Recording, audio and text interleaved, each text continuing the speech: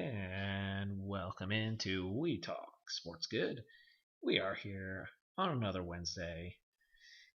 We got a three-man crew rolling in tonight. Randall and Caleb is joining us here again as we had so much draft coverage that we are finishing that up here. Part two. There's even more draft coverage tonight, so we can't get enough of it. So we're gonna finish that up here.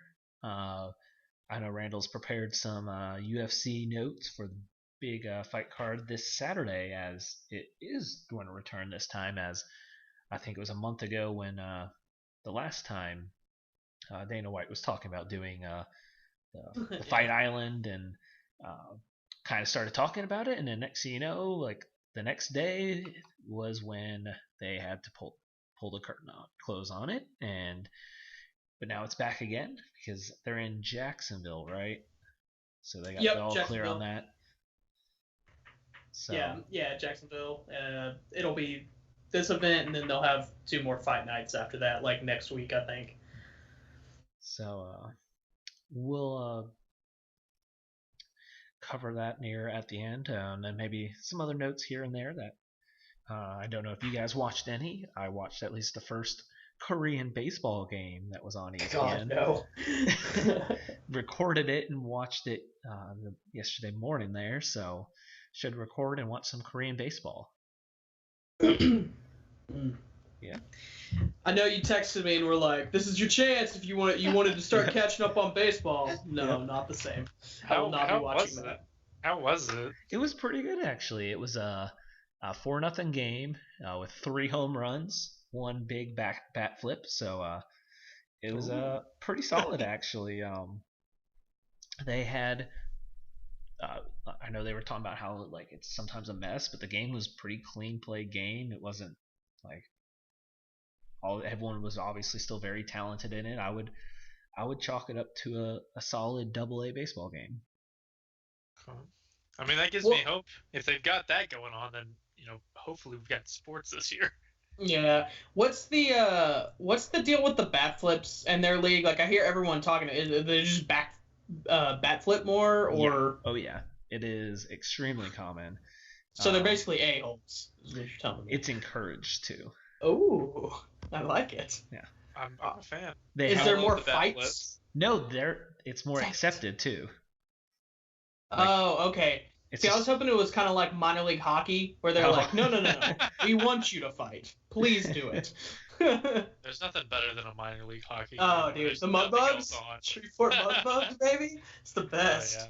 Oh, there was the Fort Worth Brahmas. There was one guy who didn't wear any shoulder pads or anything, but he also would get in all the fights.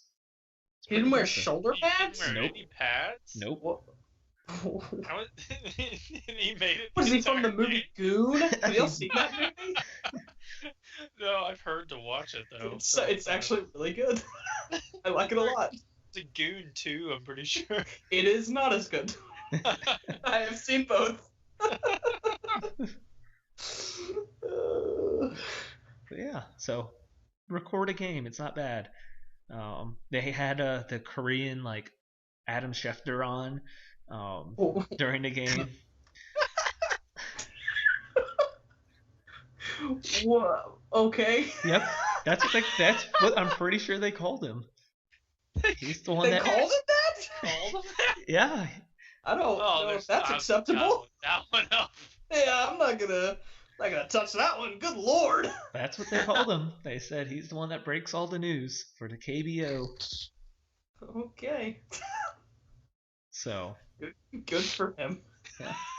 So, but anyways, he was on talking about one of the players who he's like, oh yeah, this guy is he's known for his magnificent bat flips. So. Oh wow. Barry Bonds of the Korean League, huh? He did also another player he called the Manny Ramirez of the Korean League. Oh, is there anybody just juiced out of their mind? Like, is that allowed? Like, I haven't seen it, but actually, speaking of Manny Ramirez, he's actually playing in I think Taiwan League. No, really? Manny, give it up. You're 50. Pretty much. It's the love of the game, man. Yeah. It's the love of the game. I feel like he could almost have grandkids like in the minors. Maybe God, he wants to play with his grandkids like LeBron wants he's to play with so. little Bronny. Yeah. I like how that's something that bothers me is everyone's like, yeah, LeBron's kind of he wants to either be in LA or New York so that they could draft Bronny in the future. And I'm like, okay, first off, he's like a sophomore. How do we know he's like that good? Like, I mean, I I've seen know. him play. He's good, but like, it's not like he's like how LeBron was in high school. mean, Like, what are we talking about here? Everyone knows if a star athlete has a child, they're automatically equally as good. Just look at Chris Carter's son. Aw. So if you're pro in something, that means your child's gonna be professional in that too. Does that mean our children are gonna also be on We Talk Sports? Yep, it's only right. Nice. Perfect. I don't hope for that for them. I hope better for them. They talk sports better. Maybe they'll be like, why did y'all call it this? Why didn't you call it We Talk Sports Well? And we're like, that's not the deal. That's not the deal. You don't understand the joke. Yeah, you're missing the point. That's the joke. Goodness. Let's talk football. Let's talk some Stock football. sports good. All right. Yeah, good sports. So Yeah, nitty-gritty. the Lions draft did not get a chance to cover since went a little longer on Caleb talking about his punter, but it's all good. We could argue that they spent too much time talking about the Saints. Okay? That is true. With I don't the know. 4 draft picks the Saints had somehow turned into 40 minutes. I don't know what you're talking about. I sped through the Jets, man. You know what? I had to touch base on the punter. We needed a punter. To be, you know what? I'll agree honestly because the Lions just lost their punter. I actually kind of wanted with one of their 5th round or the 6th round pick to get Man. The dude is could be the He's next. the real deal. Yeah, He's the real deal. I mean, Ray guy coming up. yeah. So I mean, I kind of wanted the Lions to take him with one of their extra picks. So, but anyways, what the Lions did do, I was still hoping for the trade back, but regardless, I'm still fine with taking the best option they needed to in Okudah, regardless of what pick they would have got if it was a trade back. I'm more on board than originally when they took Swift. I'm glad out of any running back, if they're going to take someone that high in the second. I think we all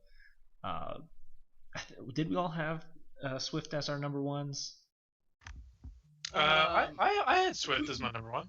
I mean, he's ranked as my number one, but I don't actually think he's like the number one running back out of their class.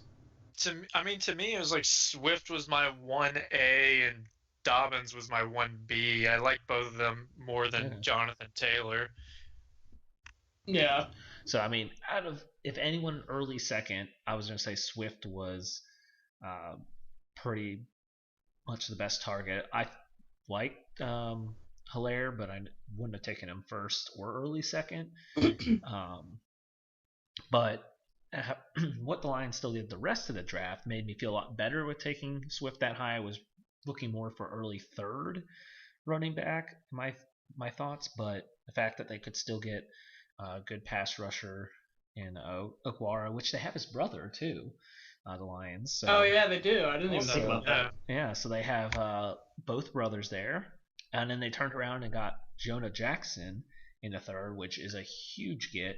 I was surprised, honestly, he was there. I thought he'd go higher, so it made me very happy because as we talked on the off-season show, and I had the Lions, I said to let Glasgow go because I knew they were going to have to spend too much money to get him, and the fact that they could get I think, ready to plug-in starter who fits that spot well with Jackson makes me pretty happy to fill that hole there.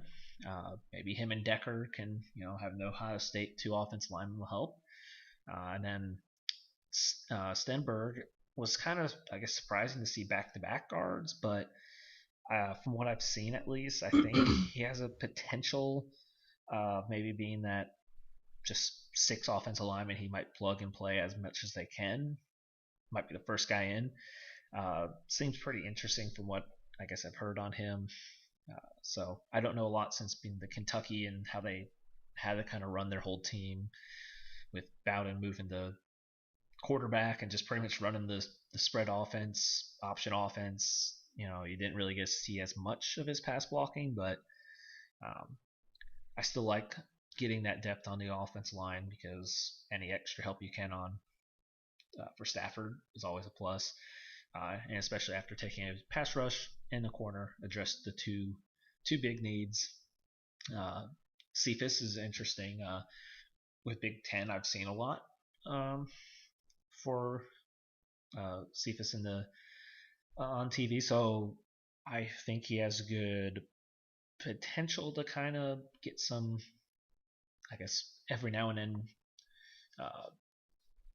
in the offense. I don't think he'll ever become like a solid 2, but I think he can make his mark on the team when needed. I don't see him being, I guess, as much of a project as like when they've taken other guys like Galladay. I know he was earlier, but I still think he can be a good contributor. I mean, Okuda said he was the hardest receiver he's ever played in the Big Ten, so hopefully that kind of carries over.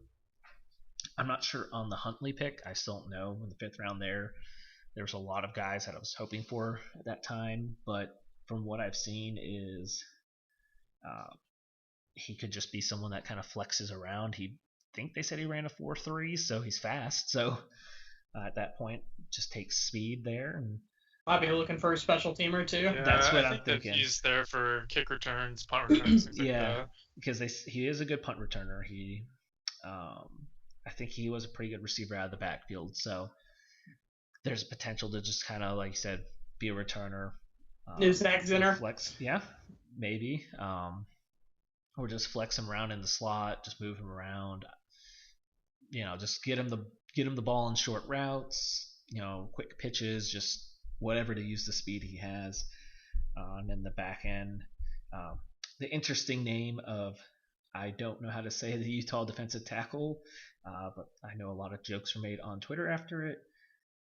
Penisini? His name. I had to be like, what? Penisini?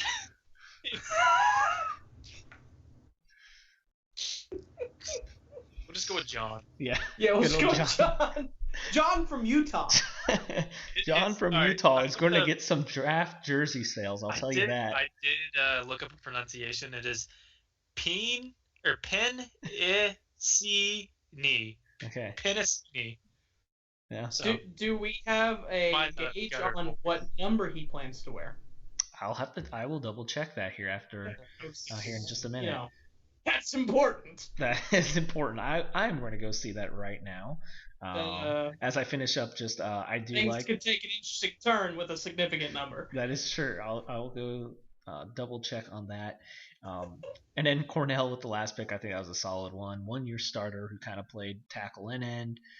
It's kind of that flexible defensive lineman that Patricia wants, that you can move around, just kind of be a good role player. So overall, I think I will give the line. I think I kind of decided on a solid B for the Lions. There's other players I would have liked, but if they think they not have a B plus, not a B minus, Nope. just a B. I'm going right there in the middle, B.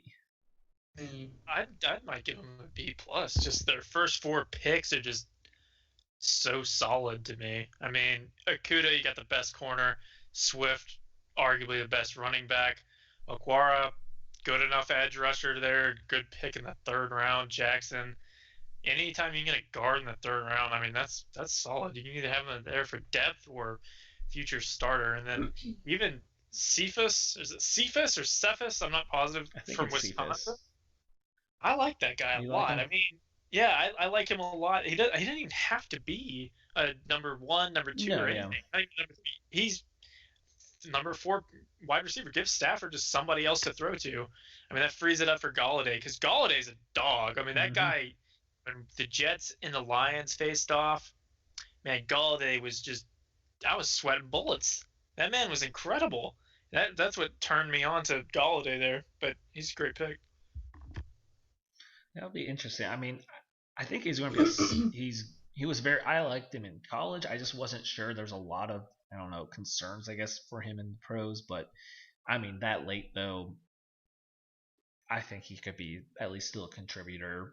I'm not going to have super high expectations, but I think he can be just a good addition to the wide receiver group. So, and he's not going to be asked to do anything right away.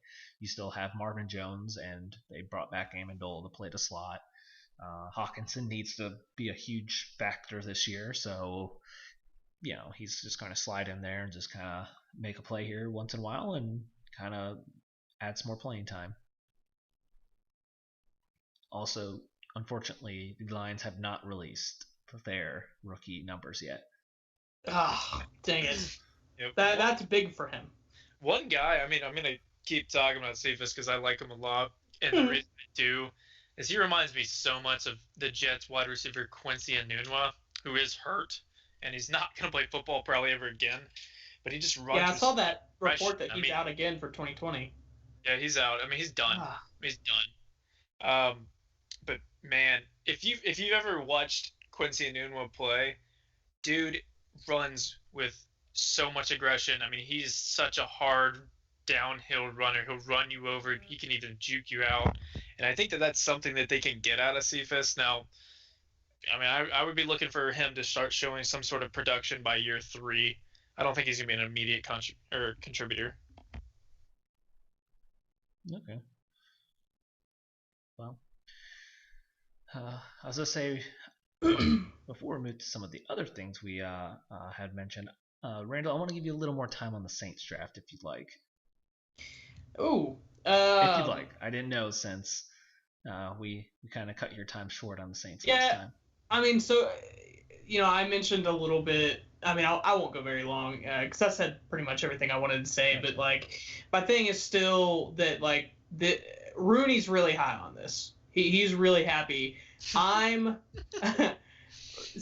Rooney, if he's listening, which he's not. Happy birthday, by the way. Birthday. Yeah, but he is a Saints optimist. I am a pessimist, especially during the draft times. He always thinks our draft classes are good, and I mean, he has a right to be. We've been hitting every draft so far the past 4 or 5 years consistently, really good. But this one is really contingent on if we can get Warford out, because I mean, look, if you draft an interior lineman when we already have a full starting 5 interior with the 24th pick, then that means he's not he'll play, but the person that we have this money invested in isn't going to play. It's either Ruiz isn't going to play or Warford's not going to play if they both stay on the roster, and Ruiz is going to play over him. So then we have spent this money on this player when that money can be spent on someone else that we're trying to win now, right? The only way that's a win now pick with Ruiz to me is if we end up getting rid of Warford and then use that little bit of cap space that we get from him to sign veterans, probably on the defensive side of the ball or maybe another wide receiver. So if we can get rid of Warford, I am happy with it, because then, Bond, he's not necessarily the linebacker I wanted, but he is that versatile guy who's probably going to take the role of Davis once he leaves. He'll be good.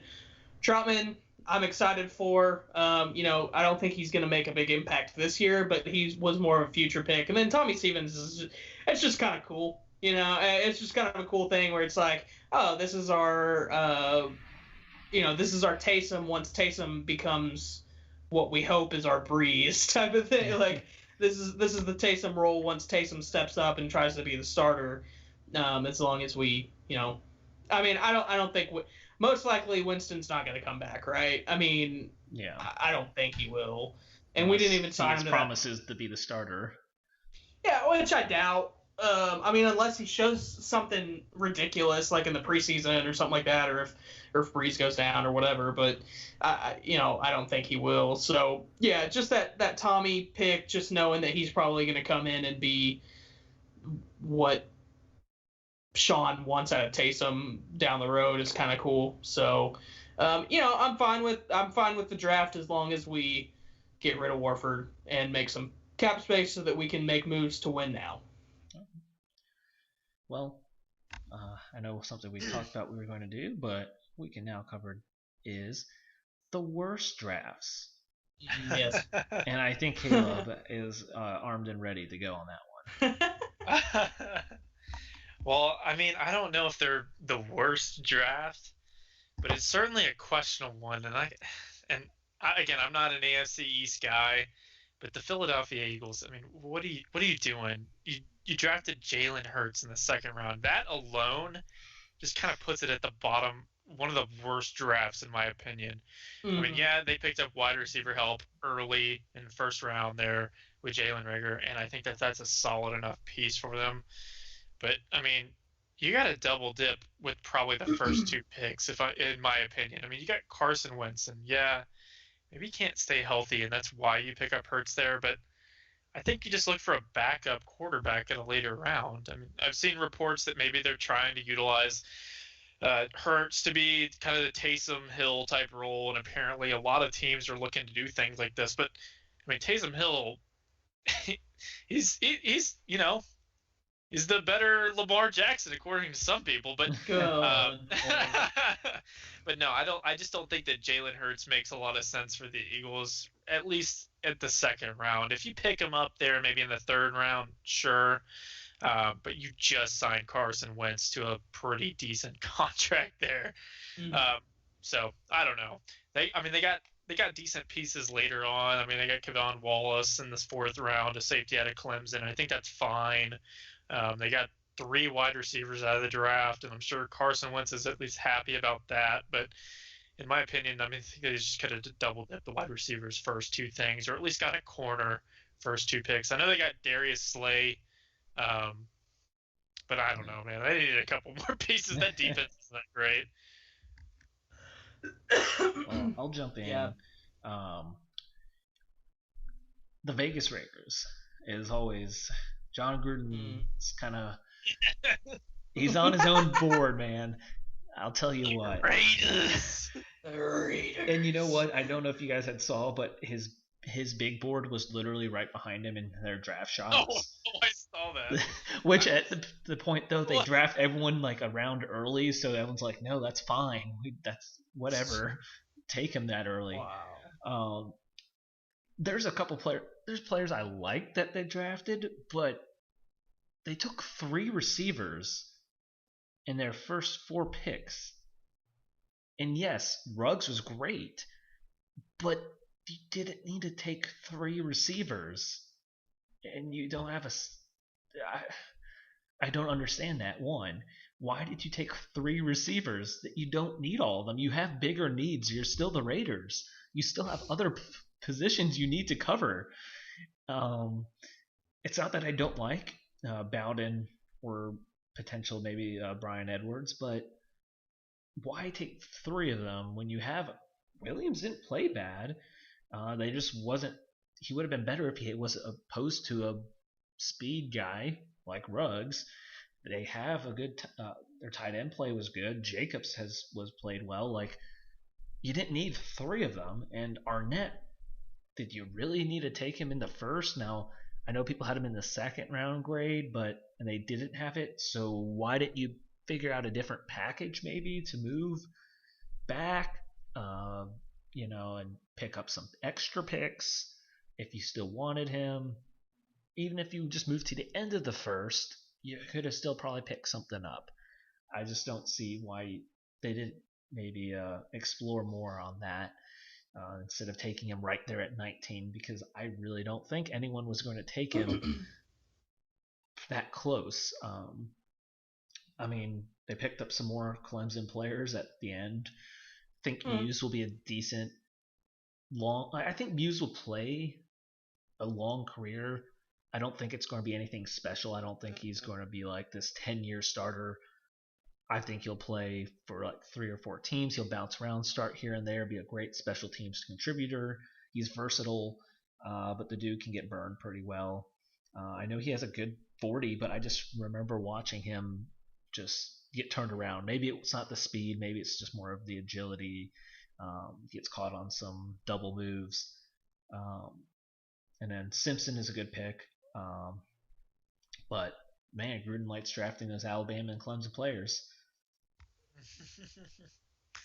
Yeah, I mean, I don't hate the Raiders taking the 3 wide receivers because I think they all bring something different to the plate. I mean, Ruggs give you a good deep threat there. Lynn Bowden, I mean, this dude's a pretty good football player. I mean, I think that he's going to kind of feel like an Antoine Randall L type role, in my opinion, which could be awesome. Maybe they use him kind of like Taysom. You never know. Yeah. Brian Edwards, he was awesome in college. I mean, that dude is a baller. I don't think the players are bad. Yeah, no, they're not. They're not bad. I think that, yeah, I agree with you that they had other needs. The Arnett pick was my biggest head scratcher. I mean, I knew he was probably going to go in like second or third round, but not the first, at least that high in the first. I wonder if they really tried to trade back and they just couldn't find a trade partner. Yeah. Or if they maybe heard something that maybe somebody was going to come up or somebody was going to grab him. You never know. But yeah, the Tanner Muse pick, that one's, I don't know. I mean, he was projected going round 6, so they kind of really reached it for him, in my opinion. Yeah, I remember with Muse, I would, in like all the mock drafts we were doing, I'd pick him up with the Lions in like the 6th, 7th round because it's like, yeah, if he falls there, he can contribute, but I'm not spending a 3rd round pick on him. Yeah, I think he's a special teams player, at least first couple of years. But I mean,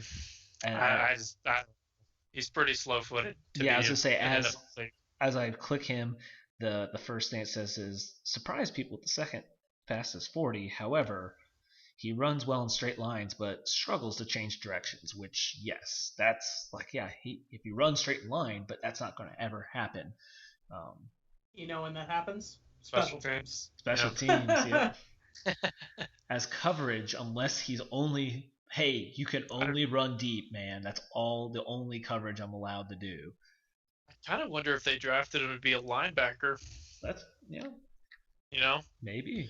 He might fit that role better. Or, I mean, he could be like one of those hybrid safeties that we saw the Cardinals use a couple of years ago. And that really worked out for them. Yeah. And I could see the potential in him, but like you said, the 3rd round just seems like a stretch. Feels like you didn't have to burn that pick. Right, and I'm not saying he's gonna be a bad football player. I think he's probably pretty good. I just think that that's a reach. And that's exactly why I'm saying I think he can play a solid 10 plus, 10, maybe a couple 11, 12 year career. He's going to stick around. I just don't think it's going to. I don't know. I feel like it, like you said, it's a stretch where they pick them. I agree. Yeah, I mean. I like the Bowden picks a lot. I was actually super jealous about that. I wanted the Saints to get him really, really bad because I was like, I just kept thinking about all the things that Sean Payton could do with him, and I got really excited. And then, I think they got a steal with Amik Robertson in the 4th. I think he's going to be a really, really good football player.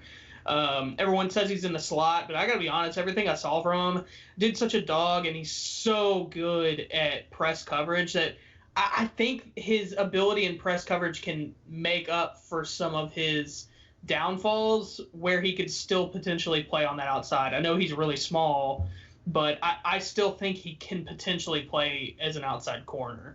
I think he's going to be really good. But, yeah, just, the Arnett reaching and then, Ruggs. I think that's a matter of opinion. That's always the – I mean, come on, it's the Raiders, Like, what'd you expect, really? The Raiders! Yeah. That was an Al Davis pick right there. Yeah, that was, it really was. And that was a solid Raiders scream just then from you, Caleb. I liked that a lot. But yeah, I don't know. It's fine. I'd give it like a C. Yeah. I don't say it's the worst. I just wanted to bring it up because I'm going to guess you might go in the direction of a team that was worse. Yeah, so I was actually going to go before I went with one that I feel is I have one that I think is the absolute worst draft by a long shot. But the one I want to touch on before that is the Falcons. They are kind of in the same boat that I think you feel like with the Raiders, where it's like, look, I feel like you drafted the right positions, but I don't think you picked the appropriate players at the appropriate time. Like AJ Terrell with the 16th pick when there were so many other corners available. Yeah. So many other corners available. But then you look at it and it's the same corners that were available for the Raiders. I think the Raiders corner was the next pick. That was a corner. That is true. But it's like, pick anyone else. Pick any of these other guys. I feel like I'm not an NFL scout. I can only see as far as I can see, but to me, he was not the next one on the board. I personally wouldn't have picked AJ Terrell until early second round. That's just me. Sorry, Arnett was 3 picks later. I want to just correct myself. Yeah. And then in the second round, you get an edge rusher. You need an edge rusher. Cool. He's Marlon Davis is a big dude, though. I'm not sure. I haven't looked into them enough. I should have looked into it, but I'm assuming that they're going into a 3-4. Because Marlon Davidson is a big dude. I think he's pushing over 300. But he's still, more of a pass rushing presence. But to me, there was other guys that were better edge rushers at that point. I don't know why they picked the people they did. Like, I think instead of going Chase on and then picking a corner in the second. That's what I was about to say. Yeah, or Chase on was still there, and the Jaguars did pretty dang good because they got Chase on at 20. Yeah, which, we talked about last week. Jax was one of my favorite drafts. Yeah. It actually might have been my favorite draft. But, I think they had their heads in the right places. They just didn't get the appropriate people to me. Honestly, I've got Falcons as one of my worst drafts, but I would have instantly put them as one of my best drafts if they grabbed Chase on at pick 16 in the first round and then maybe grab Terrell in the second round, because he probably would have been there, in my opinion, just because of what happened in the National Championship game. I don't think people were going to touch that dude until the second round. Right. Jalen Johnson would have been available. Jalen Johnson as well. That dude was a baller. Jalen Johnson, Diggs would have been available. Yeah, there was plenty of guys. Yeah, Fulton was still there. And the reason I would have given them a higher draft grade is just because I like their round 3 pick with Matt Hennessy out of Temple. There's anytime you get an offensive lineman in the third round, like a center, oof, I love that. But that too is a pick for the future because Mac's still there. Yeah. No, right? Yeah, it's a last year of his contract right now. Yeah, and I would not be surprised if he retired instead of signed another, but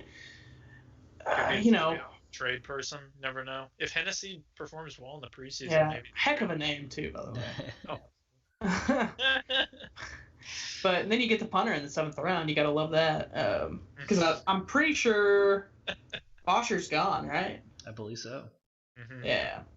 Shame for them, because he's been one of the most underrated punters in the NFL for a while. He's really, really good. He's always my Madden punter. What'd you say? He's always my Madden punter. Yeah, dude, he's good. I just want to say this very unnecessary pre-draft note for the punter.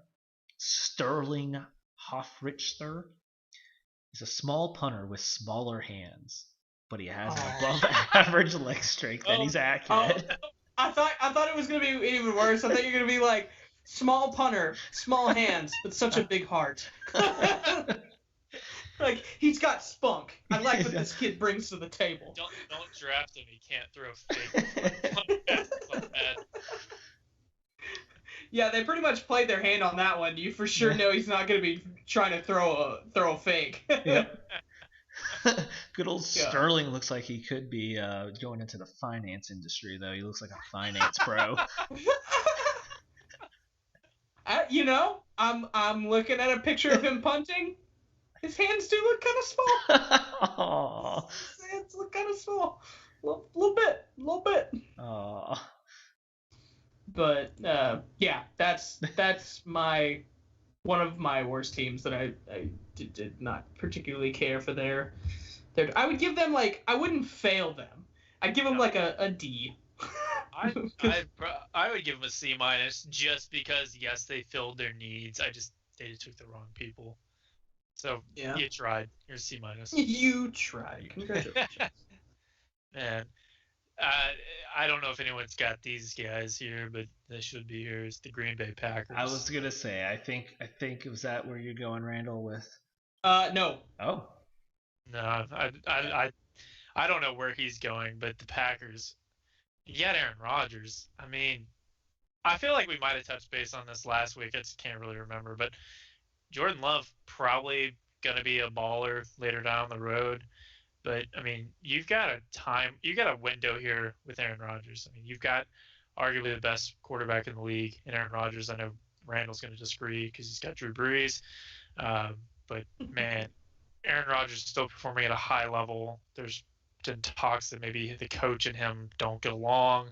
There's been talks that Rodgers is a baby and having an issue with them drafting Love. I don't see any of that actually being true, considering Aaron Rodgers reached out to Love the day of the draft after they drafted him, or that night. So I think that's just hearsay. I'm trying to remember who broke that. Yeah, I don't know. I know. What's the guy that used to be Canelo? I think it was Canelo. I heard it on some podcast. I think the Packers, if you're looking at long-term success, probably made the right call here, because that's what the Packers do, is they draft a guy to sit, and this is about the age where Favre was when they drafted Rodgers. But the second pick there, A.J. Dillon, I just don't understand that. You need wide receivers. It's a deep wide receiver draft. You still have Aaron Rodgers. He needs help. Devontae Adams can't do it all. Get him some help. And you've got their tight end in the third round. After they just drafted Sternberger too last year. Yeah, I don't know. That's all I can say. I mean, their later ends of the draft aren't that bad. I mean, they've got guard, center, guard, defensive back, and edge, but those are all late round guys. I mean, who knows if they're ever going to see the field?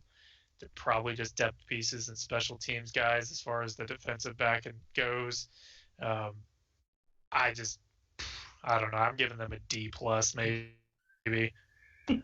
Yeah, I mean, the idea of Love going into a team that he sits a year or two is right. I think it's the best for him. But I think it was you, Caleb, that shared the fact about the only first round I blew that. The only first round player that Rodgers has thrown a touchdown to.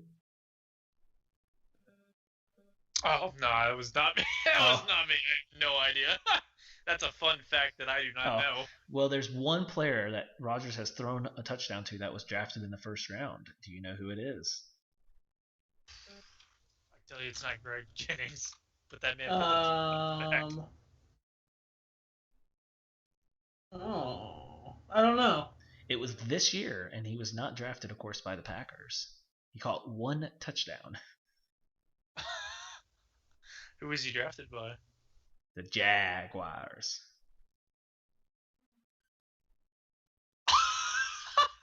Mercedes Lewis. Yep. Oh, I forgot he's on the Packers. I was like, who is it? I was like thinking about their wide receivers, and I'm like, I knew it wasn't any of the wide receivers because I went down the list of wide receivers in my head, and I was like, none of them were first rounders. Yeah. And I was like, I was like, okay, tight end. They had Jimmy Graham. They had Sternberger, and then I was like, oh no. Mercedes Lewis is the only first round player to catch a touchdown from Aaron Rodgers. That's ridiculous. So.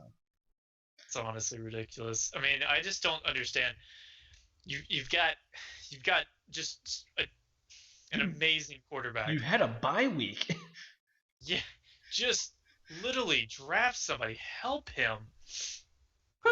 Just give him some help. I mean, who did Aaron Rodgers do something? Aaron Rodgers was on somebody's podcast or talk show before the draft, and he was saying, "Man, I hope we draft some sort of skill position player." This is the first round pick. That's a skill player since Aaron Rodgers. I mean, Jordan Love, probably the right pick. Jordan Love is skillful. He's gonna be good. I guarantee he's gonna be good, but I don't know. They could have done some things to actually win games now. I mean, their Super Bowl window's way too tight. Well. All right, Randall. All right, my Reveal the worst team. The Texans, dude. Oh. Like, I know it's a little bit of a cop-out, but it's the Texans, dude. They're like, you didn't have a first-round pick, and you gave DeAndre Hopkins up. I don't understand how they didn't get a first round. Yeah. You had the worst draft. Look, Ross Blaylock, good pick, good player. They lose Reader, cool, good pick. So you gave up Hop for him. So, like, come on, dude. When you That's compare terrible. It like that, it's a terrible pick. It's terrible. Like, Ross Blaylock or Hop. Yeah. That's what that came down to. I mean, and then you get Cooks out of another trade, which, whatever. Dude, just Texans, y'all are the worst. Y'all are so stupid. You have ruined your franchise that could have been a Super Bowl winner. You've ruined it. I feel so bad for Deshaun Watson. I hope he gets out of Houston. Man, I don't see it. Like, I know they got Cooks, but man, what they're doing, I guess they at least Cooks signed hadn't been good in a couple of years, man. Yeah. Like, well, I was and he just can't saying, even stay healthy. Yeah, I was just saying, I mean, I guess at least you see, your left tackle get locked up, but I don't know. With everything around, I'm going to the McNair going, man, I'm not staying if you keep this around. If O'Brien's sticking around as this crazy Madman GM coach, I'm walking. The Madman help us save us. Yeah, I think that the getting rid of D-Hop there was just a cap move, because I think that they're anticipating that they're gonna re-sign Deshaun Watson, but he's out of his mind if he re-signs there. If he doesn't go to the Patriots, I don't know, man. If I'm Deshaun Watson, I'm taking, as soon as I can get out of there, I'm getting out. That's just a poorly managed franchise, and that's coming from a Jets fan. Yeah. All right. Well, that is part 2 of draft coverage. So we're gonna let Randall take over here, as I am going to not butcher any of these names, as we have UFC 249. Yes. Let's get ready to rumble. That's boxing. How dare you? Fighting. Fighting. Cha-cha-cha. Goodness. Yeah, so sports is back, boys. Not off-brand baseball. Hey, now. We get UFC 249 in Jacksonville. This was something that started, almost went a few weeks back and then got canceled. I've actually heard some rumors that this may or may not go still. There's still a possibility that it might not go, and we're a few days out. But as of right now, they're still set to go, and thank God, because this card is so stacked. The undercard by itself is actually really fun, too. To start out, you have Uriah Hill, who, if you saw him during the beginning of his career and on Ultimate Fighter, he was on Ultimate Fighter, I don't remember which one, but it was a good season. The dude has serious knockout power, but he's just never quite lived up to what people thought he would be whenever they saw him just absolutely destroying people on Ultimate Fighter. And he's going up against Jacare, who, if he can get Hall to the ground, he'll win for sure, but taking Hall to the ground is so difficult that it should be interesting. It's kind of a 2 different styles matchup, which is always fun. I love watching Hall, but I think I got to take Jacare on this one. I'm picking Jacare for his name. I'm sorry? I'm going Jacare for the name. Yeah, and that's actually his nickname. Yeah. But, okay, then you have... here's your nickname. Then you have Michelle the Karate Hottie Watterson versus Carla Esparza. The Cookie Monster. I'm pulled it up now. Man. Yeah, I wasn't making up the Karate Hottie. That is actually her. I do see that. That is her nickname.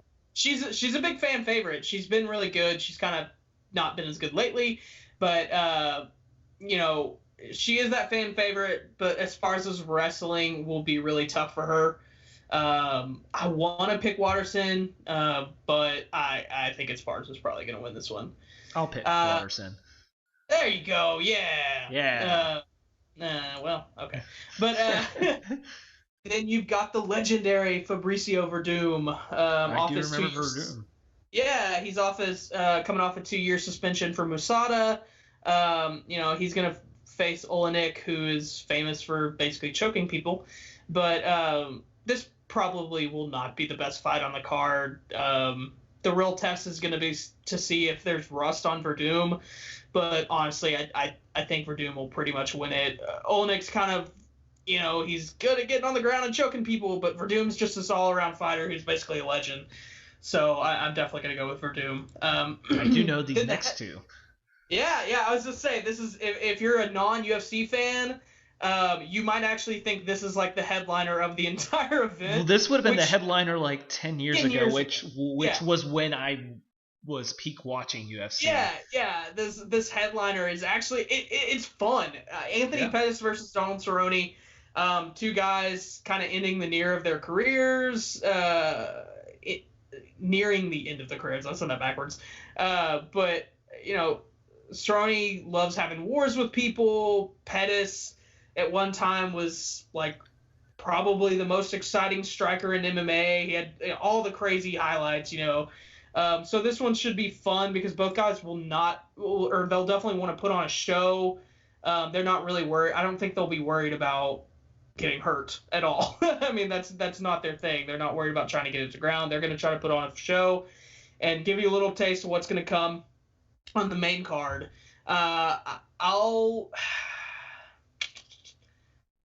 think I'm going to go Pettis here. To me, this is pretty short notice to the McGregor fight that Cerrone lost. Like, I feel like this was pretty short. It does turnaround, and he got messed up pretty bad. I mean, it was quick, but he got messed up. So I think I'm going to take Pettis on this one. But yeah, that's kind of a precursor to this really exciting card because this main card is just straight wars.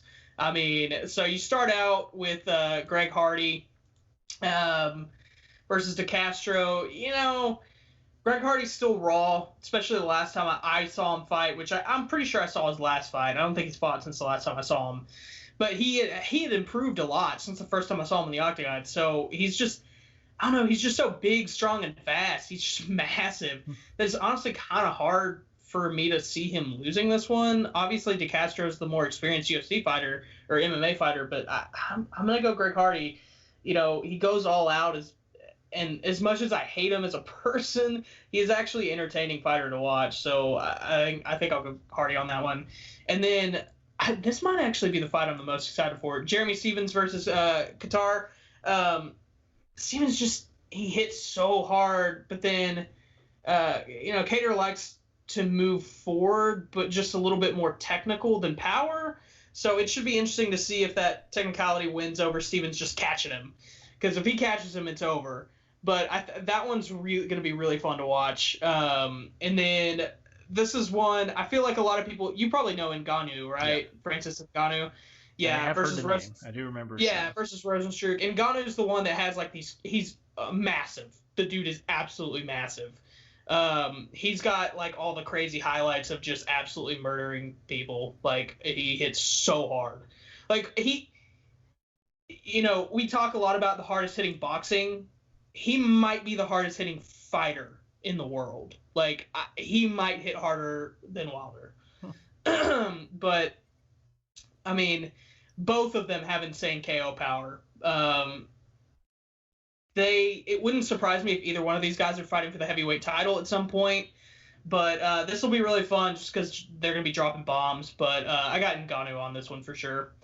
Then you have the bantamweight title fight with Henry Cejudo. Because he has my name. Yeah, Henry Cejudo versus Dominic Cruz. look, I feel like a lot of people know Cruz. I love Cruz, but I just don't see it in the cards for him on this one. Boo. Yeah, sorry. Sujiro is just so good with his really decorated wrestling background, Olympian and stuff like that. But this will be probably the most technical fight on the card, I would think. Cruz is gonna do a lot of stuff to try to mess with him. Like I see Cruz maybe, I don't know, he might be able to get in Sujito's head with some of the stuff. He's just such a vet and knows all the stuff, but I gotta go with Sujito. He's so good. Cruz, I don't know if he's 100% healthy. It seems like he's never really 100% healthy anymore, because he's had so many health things. But this probably isn't going to be the most exciting fight for non-MMA fans, but it'll be a good fight for the people who really like UFC. So I got Henry on that one. And then last, the big one. You got Tony Ferguson versus Justin Gaethje for the lightweight interim title. Look, these two are possibly the most exciting fighters in the UFC. Definitely Gaethje, for me, is 100% the most exciting dude in the UFC right now. They both kind of don't really have regard for their body sometimes, especially Gaethje. He comes into every fight expecting and knowing he's going to get hit, and he doesn't care because him getting hit sets him up to counter you and try to absolutely F you up and knock you out. And he does it a whole lot. I actually think I see Gaethje winning this. I know it's crazy, but I think he's going to knock him out. And to me, that's actually the only way he can win. I think any other outcome of this UFC fight, Gaethje loses because Tony Ferguson's better on the, he's got better cardio. He's going to be able to go the whole way easier. He's better on the ground. He's a more technical striker, but Gaethje's he's going to brawl. And I think he's got a chance to knock him out. Tony has a 6.5-inch reach advantage, which is solid, and I think he could really use to his advantage and win the fight, but I don't think he's going to because Ferguson's such a competitor that when Gaethje starts rushing him and wanting to basically brawl, he's probably going to brawl back. So, and I think that's I don't think that's what Tony should do, but I think he would because he's crazy. So, yeah, I think I got Gaethje in the 4th round by KO. I don't think that's necessarily what a lot of people have because, everybody wants Tony versus Khabib, but I for some reason I feel like Gaethje's gonna beat him, and then supposedly whoever wins this fight is for sure fighting Khabib, but I think Tony's the better fight for Khabib, but I think Gaethje's gonna win it. I think Gaethje will actually get destroyed by Khabib probably because Khabib's just gonna take him down and not even bother standing up with him. But this card is really, really good. It's going to be very exciting. I really hope people watch it because there's nothing else for you to watch. What are you going to watch? All right. Well, I just want to say it was exactly 10 years. UFC Undisputed 2010 was the one I was thinking of. That was the year I was most into UFC because I played the game. I had the game and I watched because you got the likes of, here we go, some name drops, old time, 10 years ago.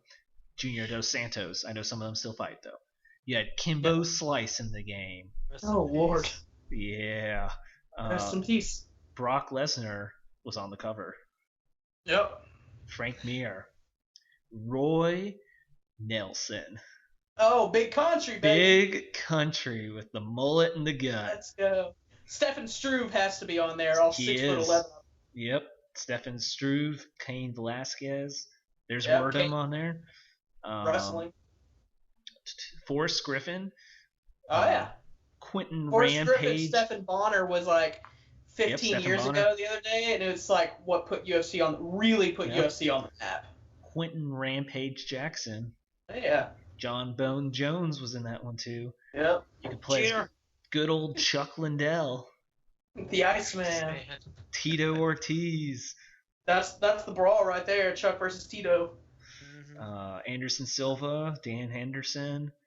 Endo. I remember playing that game back at Taylor's house. Did you ever play that with Middle? Probably, yeah. Oh, here we go. George St. George St. Pierre. George St. George. Pierre. St. I Pierre, love him. BJ Penn. That was the one you could only face St. Pierre and Penn because it was too unfair to have St. Pierre versus anyone else, and you just do spinning back fist the whole time. That's how it was in real life for like 4 years. Yep. St. Pierre was so good, dude. He was so good. I hated him. I hated him so much. I loved him. And Anthony Johnson, Dan Hardy, Carlos Condit. Natural born killer. There's a couple more I was going to mention. Speaking Lightweights, Nate Diaz, of course, making that appearance. Yeah, Nick would have been better on that one probably. Nick was not in this one. Oh, Nick. Oh, I bet he was. I bet he got banned already. I bet he was so. He has been banned from the UFC for a while now. So, just wanted to name drop some of those before. Speaking of games, live update here from the sports world here. NCAA. No. NCAA football 14. Coach Gus Duggerton and the Texas Tech Red Raiders had lost today. No! 42-47 to UCLA. Oh, he doesn't know how to play defense yet, does he? Coach Duggs cannot play defense. So, I mean, that Heisman defense, it's a tricky. You need to learn it. Yeah, gotta learn it. It's a different kind of game. It is. He did end up rage quitting on. But yeah, no. That's awesome. That's a game. That is a game that I miss playing. Is NCAA 14. Oh, dude, who doesn't miss playing Top that? game of all time. Yep. We had some good. Tweet of the week, dude. We gotta get to it. We do have a tweet. I was just gonna say, we had some in college. I had Mason has joined our show, and I had we started it as an ACC Heisman. There was 3 of us, and we ended with it with like 8 or 9 people, and we went like 4 or 5 years deep. It was pretty impressive, but they couldn't handle the Heisman defense that we knew how to play. So, in honor of us the NFL draft just happening and having a couple draft shows, I will let you know this is a player who was in this recent NFL draft. So, the tweet is, what if you see Big Bird getting beat up by Cookie Monster for smashing Elmo?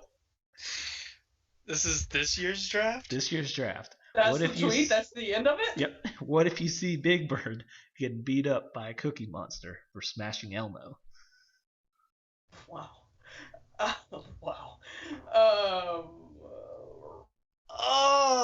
Who is it? I'm gonna guess Justin Herbert. I got a good. I was gonna. I'll limit. It's gotta be a Bama player. I will let you know. Jerry Jeudy. It is a first round player. Jerry Jeudy. I got it. I'm sticking with Justin Herbert. Is that your both final answers? It's gotta be a Bama player. Welcome to Tweet of the Week. Caleb, you have won. Oh! Caleb's the only one to ever won it. With me, you're the only ones who've ever gotten it. I've gotten 2, weirdly. I think, right? Did I haven't gotten 2? Yeah. First time, and you nailed the Tweet of the Week. Oh my God. Oh my God. I feel honored. I gotta thank the Academy. Oh, good stuff, dude. Is it actually Jerry Jeudy? It is Jerry Jeudy. Oh my... Come on, Jerry. 2013, he posted that. 2013, he was like 10. I mean, that's not as bad. It's not as bad as Mitch Trubisky's tweet. I'm not saying. The best. That's a good tweet. That's such a good tweet. Well, thank y'all for catching us here on We Talk Sports Good. You can catch us every Wednesday because it's my Wednesday, dude. It's Wednesday, my dudes.